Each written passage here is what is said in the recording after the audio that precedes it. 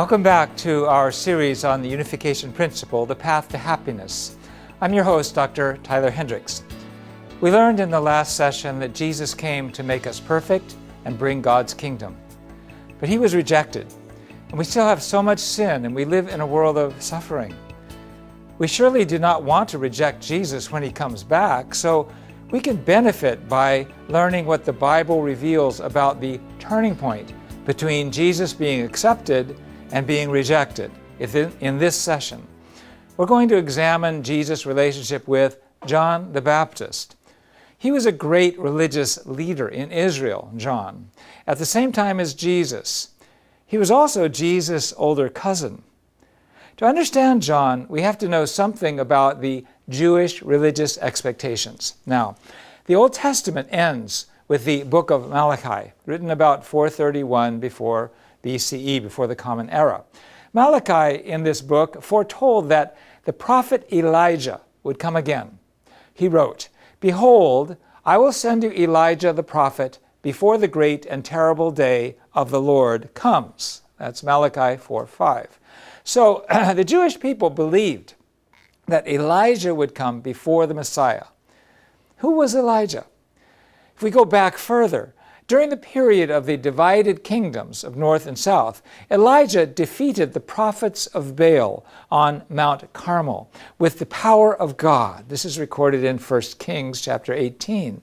And then Elijah fled from a wicked queen and ended up ascending into heaven in a whirlwind before he could complete his divine mission, which he passed down to Elisha. But now Malachi said that Elijah would return to open the way for the Messiah. The Jewish people believed in this prophecy, as they believed in all of the scriptures, and they fervently hoped for the advent of the Messiah. Yet we should know that they longed just as eagerly for the return of Elijah. Nevertheless, before any sign of Elijah's coming, Jesus suddenly appeared and claimed to be the Messiah. So it's no wonder that his appearance and proclamation stirred up all of Jerusalem in great confusion. Jesus' disciples were asked questions about Elijah. Let's look at Matthew 17. The disciples went to Jesus and they asked, "Then why do the scribes say that first Elijah must come?" And Jesus replied that John the Baptist was the very Elijah for whom the people were awaiting.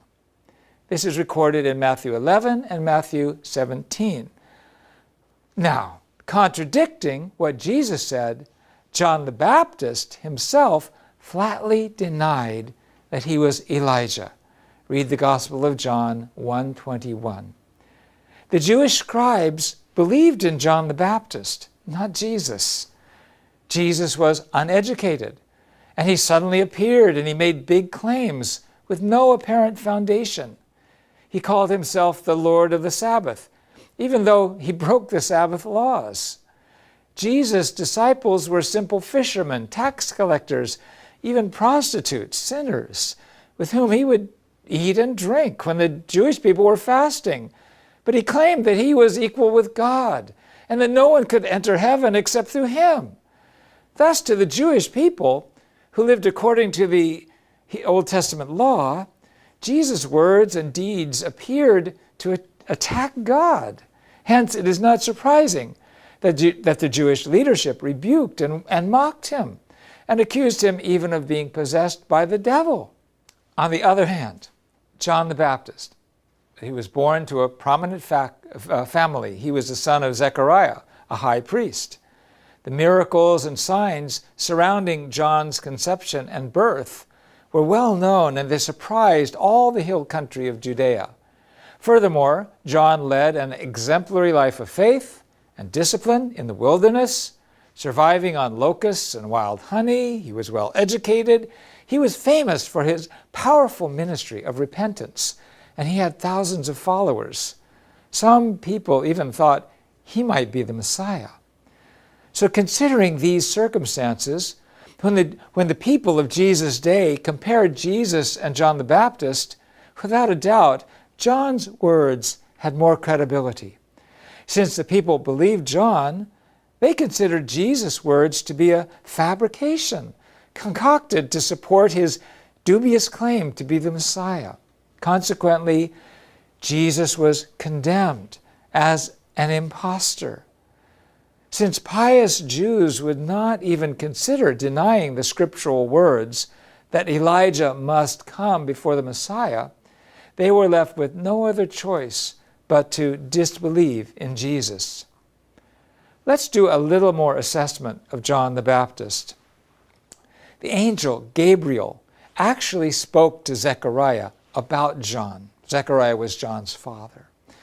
The angel told John's father, "And he, John, will go as a forerunner before the Lord in the spirit and power of Elijah, to turn the hearts of the fathers back to their children, and the disobedient to the wisdom of the just, to make ready for the Lord a people prepared for him." It's in the Bible, Luke 1:17. Now, before all of this came to a head, John shouted out, "I am the voice of one shouting in the wilderness, make straight the way of the Lord," as Isaiah the prophet said. So according to these biblical verses, John the Baptist indeed came as the Elijah, and he knew it, and his father knew it, to prepare the way for the Messiah. Now, if John the Baptist had carried out this mission, to become one with Jesus, throwing all his support behind Jesus, would Jesus have died on the cross? No. Jesus could have established God's will without suffering on the cross.